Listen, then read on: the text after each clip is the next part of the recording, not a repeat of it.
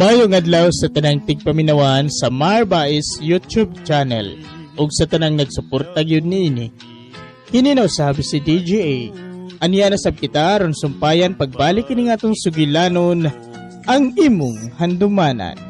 Ang miagi malipayon kaayo si Janice ug ang bata nga kaslo na silang duha ni Manolo. Samtang excited na si Troy nga mouli sa Pilipinas apan pila ka adlaw pa ang iyang paaboton una ang pag-uli sa Pilipinas. Dili gyud mosugot si Alex ug Tinay nga si Manolo ang pakaslan ni Janice. Tungod kay si Troy man ang gusto ni Ramel. Mga higala, aniya na sab ang sumpay or ikawalong sumpay nining atong sugilanon. Ang imong handumanan. Mga saan kasakit o kalipay yayong antang Tuhan tumanta kayo. Pagkadako sa kausapan, sugod lang na disgrasya si Janice ug Manolo kadaghan sa mga nausap. Ugusan na ni ana ang pagpakasal ni Janice kang Troy. Apan karon adto na ni Manolo. Sugod lang nga na disgrasya sila. Mao na kini ang mga kausaban nga nahitabo ni Janice. Ug mismo kami wa nagyoy mahimo kung unsaon. Ramil, kung hain ka man karon, palihog, padamguha ang imong asawa. Ipahinumdum kaniya ang mga nangagi. Aron sa ingon matuman ang among mga gisaad nimo nga si Troy gayud, mao'y pakaslan ni Janice. Ug dili si Manolo. Maluoy ka, Ramil. Samtang di pa uwahi ang tanan. Tabangi kami.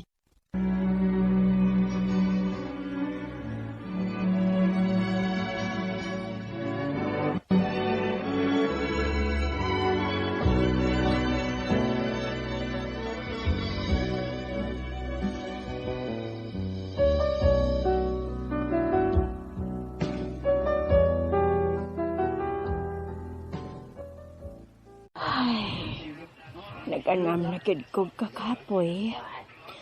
Maayong takon, magka-desisyon na. Si Sandro nga mobalik din sa Pilipinas. Tungod kay, nag-anam na kog kakapoy. Gusto ko siyang personal na gidunta na akong doktor.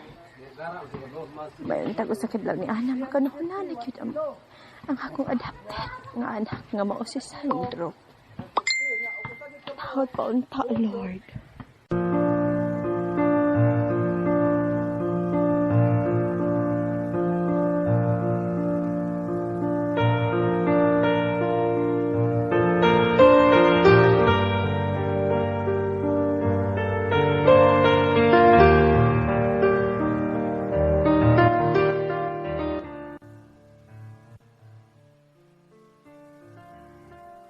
Hapit na gid ang ako kontrata para sa pag-uli nako sa Pilipinas. Og nakasiguro gid ko nga malipay gid si Mami. Inig ka kita ni anak ko. Kumusta na ka nga akong kaluha? Kumusta na ka si Ramil? Parehasab ka hamig tingog?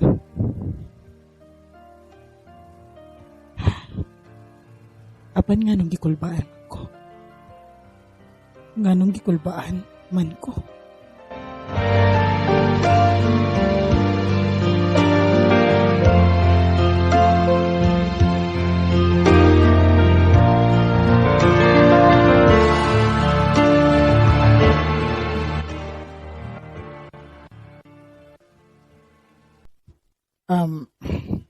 Nga nung wawan mi kuyog si Mami.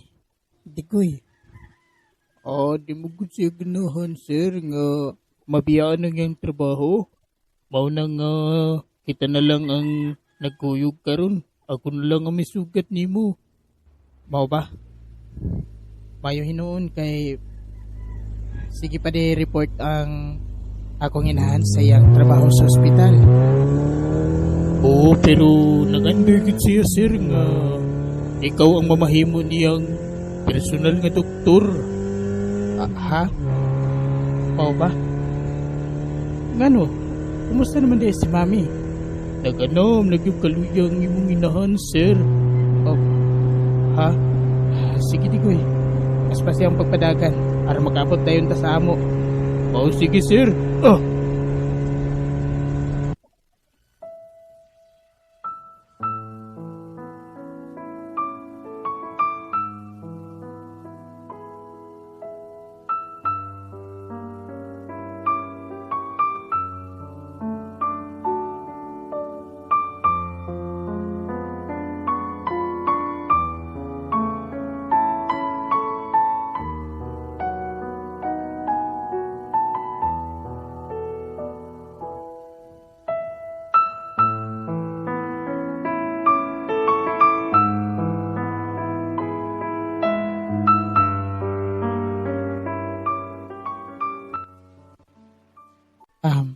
Mami, maayo kay na uli ka na. Sige pa di kagyapon og duty nga pwede naman lang unta nga dili na kamo duty.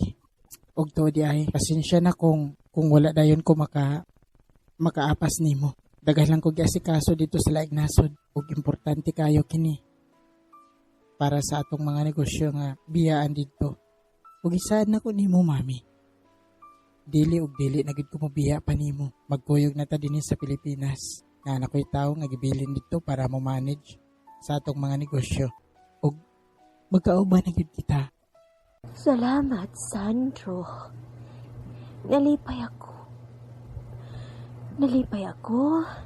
Nagibalik ka sa Pilipinas. Ay, mura man gihapon, anak. Kung di ko mo trabaho, kapoy ra gihapon. Ambot ba, oy, Sandro? Nagkakapoy man ko karon. Pero, nalipay kay ko anak na anak. Naka.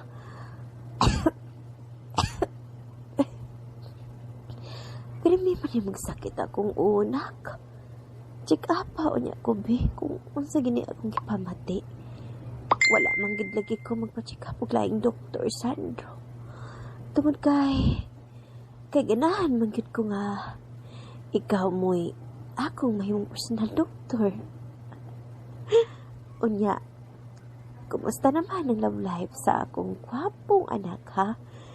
Naana ba kay gimahal o gustong pakaslan, ha, iho? Haron ba makakita sa kunya ko ug apo sa di pa ko mo biya ni mo, iho? Sandro, iho, tupag ka si Mami.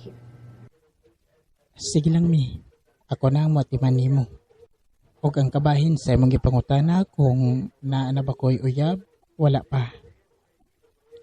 Mas importante para ako ang pag-atimahan sa atong mga negosyo. Ingon man ang pagpangita sa akong kaluha nga si Ramel. Mauna ka na hatagan ako og panahon karon, Mami. Og manghinaot ko nga magkaabot pa mi. Kay mahibaw, anak. Pero sa imong edad, gikinanin na gid unta nga magminyo ka, anak. Okay. Tabangan ko ikaw pagpangita sa imong kaluha.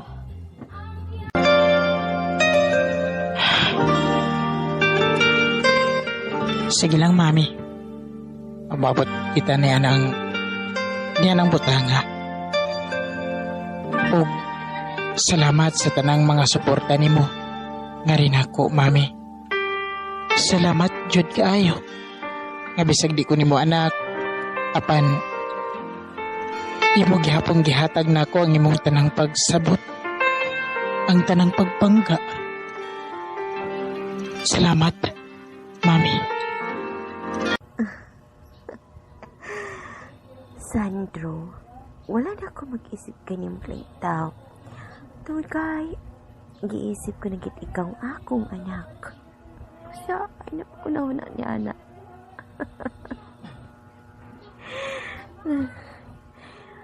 Ay, kung buhi pa lang unta si Daddy ni mo, Sandro. I'm sure malipay kit siya sa imong naabot karon. Kay nagkaman mo yung ka sa imong pag-eskwela, anak.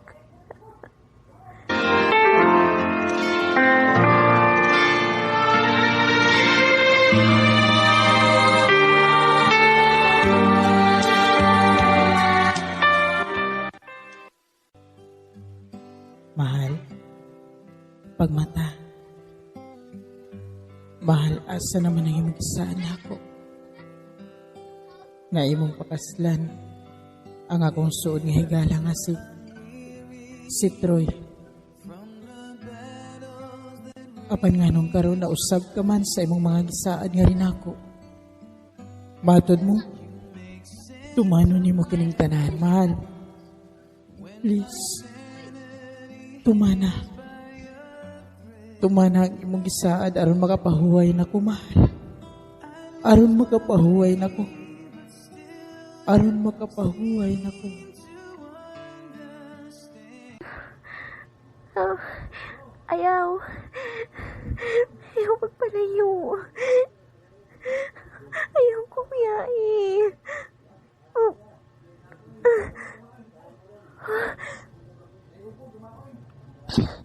Kinaman ko. God. Nakilak siya. Oh, kipati ko ito magkasakit sa kondukan. Ang lalaking nakita ko sa kundam ko, si Ramil to siya.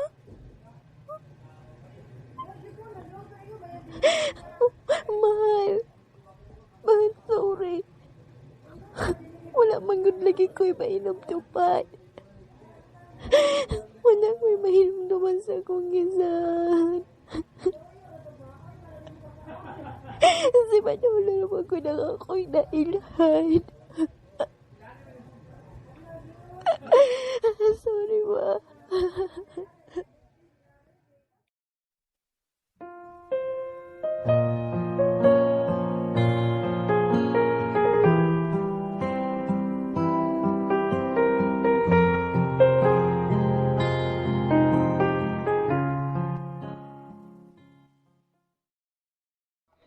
Unsa iha? Nagdamgo ka nga gibalik-balik yun paghangyo ni Ramil nimo nga si Troy gayud ang imong pakaslan. Oh, papa. Pero dili ka na mahimo. Ikaslano namin ni Manolo. Kuyogi ko. Gusto ko mado sa iyang lubong, papa. Kuyogi ko, Papa Alex. Kaya pa ngayon ako ang iyang pagtugot. Sige ha, kuyugan ko ikaw. Pero wag yun kaya na hinumduman bisan kamay na lang sa mga nangagi. Bisag ang inyo na lang nangagi sa imong pana nga si Ramil. Wa bagyod Salamat, Papa. Pero sa ilo, adyo ko ninyo ni mama nga masking gamay. Para adyo ko yung mga hunaan pahin anak. Og tuo di ay mariron si Manolo. Aron niya nag-cute nga ipahibalo ninyo ba? Iya nagyang ipahibalo ninyo nga next week na jud ang among kasal, Papa. Diba? Malipayon kayo, Papa Alex? Diyos ko. Tabangin ta ng among anak sa iyang mga desisyon. Kiwain taon siya masayod. Kung si kinsa gayud ang tininuod niya iyang gimahal. Apan tungod sa kakulian sa iyang panghuna-huna. Mamahimo nga si Manolo mo'y makapanag-iya niya.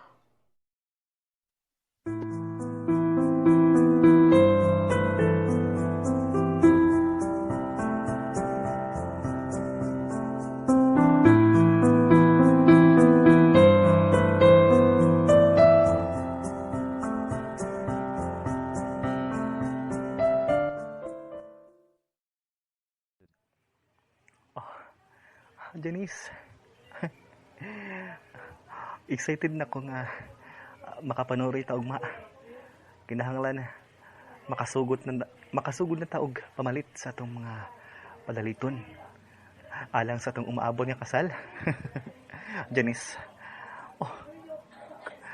Nahibalo ka ba nga halos makabot na ko ang langit sa kalipay sa akong paghinam-hinam. Nga kaslon na tang duha, Janice. Dagang salamat. Dagang salamat nga maangkon ko na ikaw. Maangkon ko na ang imong kasing-kasing, Janice. Dagang salamat.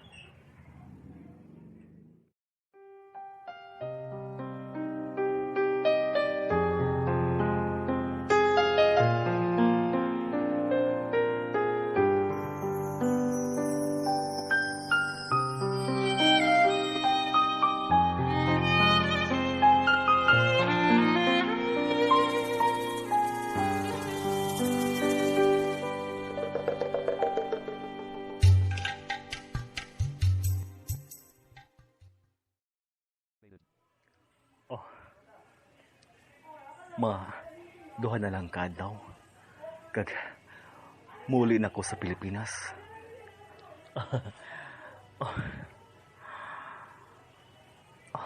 Apan unsaon ko gini? Nagsagod ang akong kalipay ug pagsubo tungod si Janice tungod sa nahitabo niya. Nawala siya sa iyang husto nga panghuna-huna.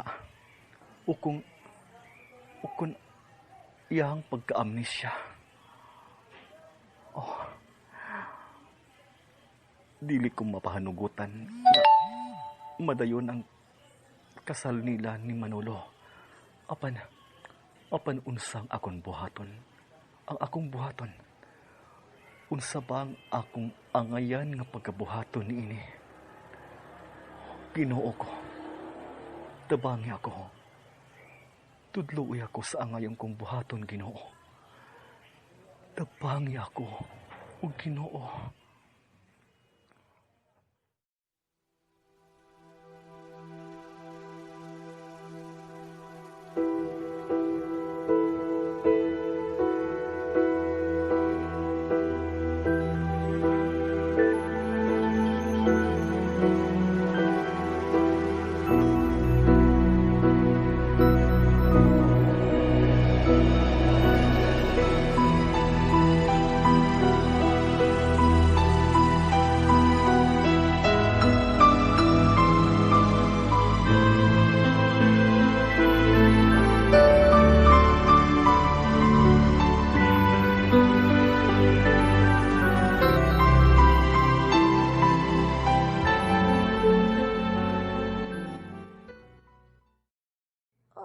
Janice, kasayo pa ni mong nagmata.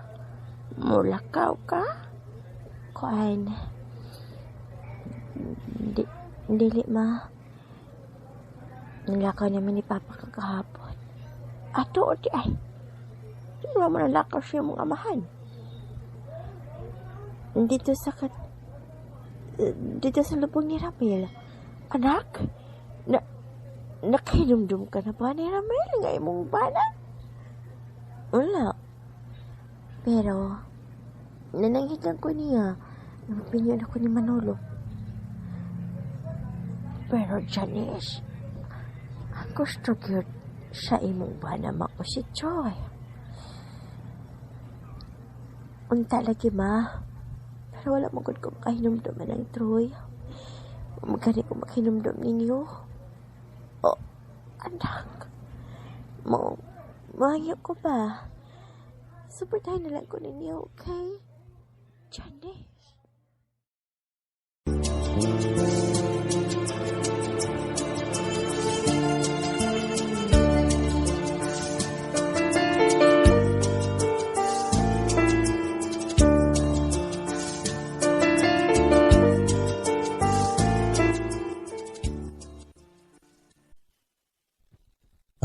Nakalakaw na ba ang atong anak, Pinay? hapit na gyud ang ilang kasal ni Manolo. O wa na gyud kita mahimo patinay. Kay bisag unsaon nato ang pagbuot gayud sa atong anak mo'y matuman. Mas maayo magidunta ka to kung wala lang maunsa ang iyang una-una. Apan, unsaon na lang kung mahibalik na ang iyang memorya. Kung mahibalik na ang iyang maayong panghuna-huna nga si Troy di ay mo'y gusto sa iyang bana nga si Ramil nga may iyang mabana hulip sa dapit sa mibiya nga bana. Or siya kiniya ko gikabalakan, Alex. Wangon siya, mahitrabo sa atong anak. Kadili na ginato siya mapugnan. Ihinayon dyan niya, iyang gustong mahitabo.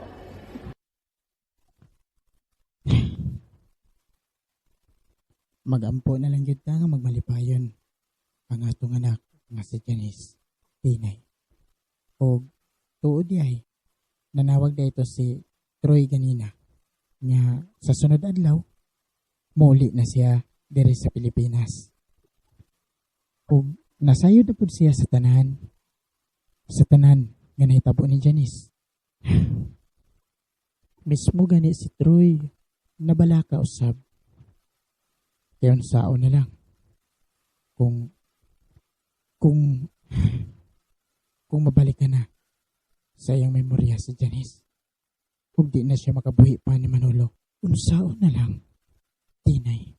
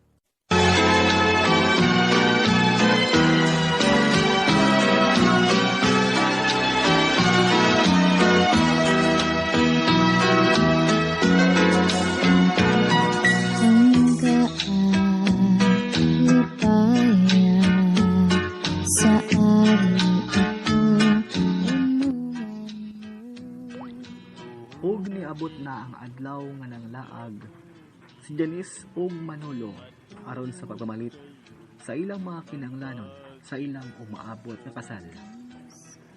Samtang taliwala sa ilang pagpamalit, sa kalit lang giataki ang maong babae sa tumang kasakit sa iyang ulo ug gitabang niadtong gayuna si Janice. Samtang sa laing bahin, si Troy nakauli ni gayud sa Pilipinas ug masubo kining malandong sa iyang kaugalingon.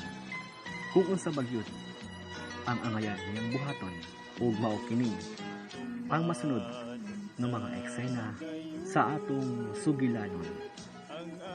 Atong mga saan kasakitong kalipay yayungan tang Lord, hapit na kinagkasal mo. Tamo ni Manolo. Mal, palinaw nang makasabot ka na ako, mahal. Kung asam lang kang karoon. Kanina, sakit kayo ako ulo.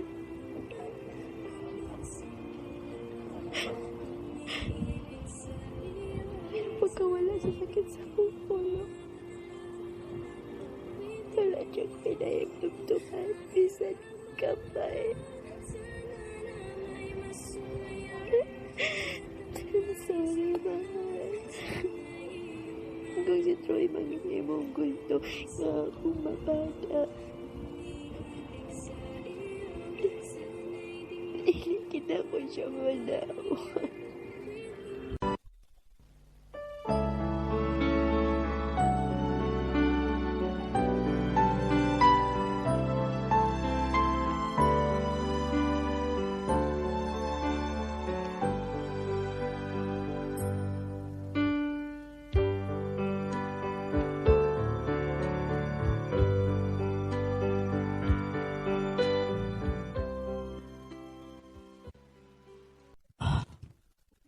Salamat kay nakikita gid ka nako diri iyo, Troy. Pasayloa kami kung wala gid kami matabang nimo kabahin sa gihangyo sa imong suod nga higala nga si Ramel. Ang usa ka aksidente, ang aksidente nga nahitabo ni Janice ug ni Manolo, mo'y dapat basulon sa tanan. Tungod sa maong aksidente nga nga dili may nayon ang imong gisaad sa imong suod nga higala nga si Ramel. Gibuhat na namo ang tanan. Apan wala, nagayod kami mahimo pa. Tungod pagbuot na gid ni Janice ang masunod. Kay mismo kami, ngayang mga ginikanan dili naman niya mailhan. Mismo ang iyang anak nga si Aloha dili naman gani niya mailhan. Unsaon na lang manamo kini. Unsaon na lang, iho. Tito Alex, wa na ko mahibaw-an. Dili ko kahibaw kung unsa ang akong angayang buhaton karon sa maong sitwasyon. Murag mabuak ang akong kasing-kasing. Bila ka tuig nga nawala ko dinhi ug wala ko magdahom nga mao kini.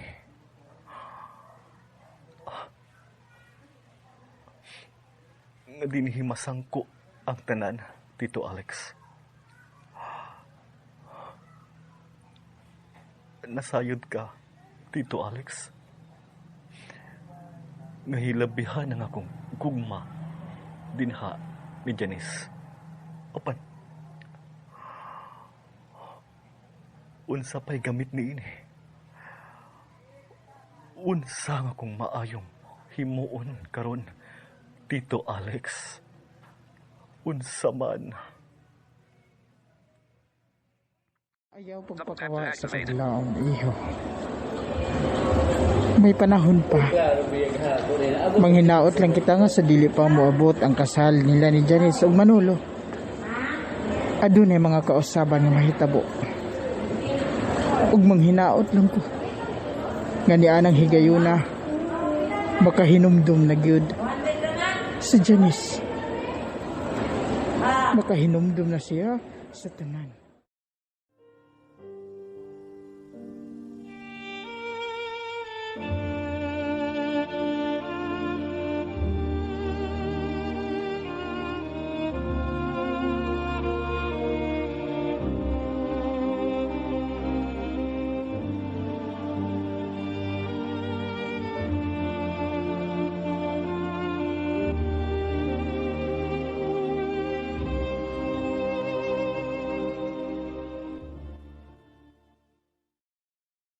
Wala na ko'y laing nahuna-hunaan. Nagkaduol na gayod ang kasal ni Manolo og Janice. Janice, pasayloa ako. Pasayloa ako, Janice. Apan kinahanglan ko kining buhaton. Kung sayop man, ugaling ang akong pagkabuhaton. Pasayloa ako. Apan mauna lang kini. Mauna lang gayud kini ang akong nahuna-una ang himuon, Janice. Mauna lang gayud kini.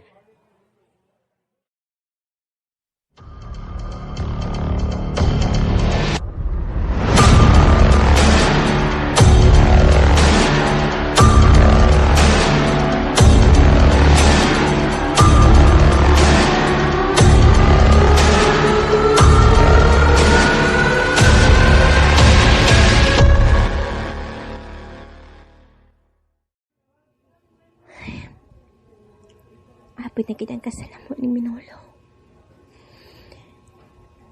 Mahal, hapit na kitang kasalamu ni Manolo. Pero,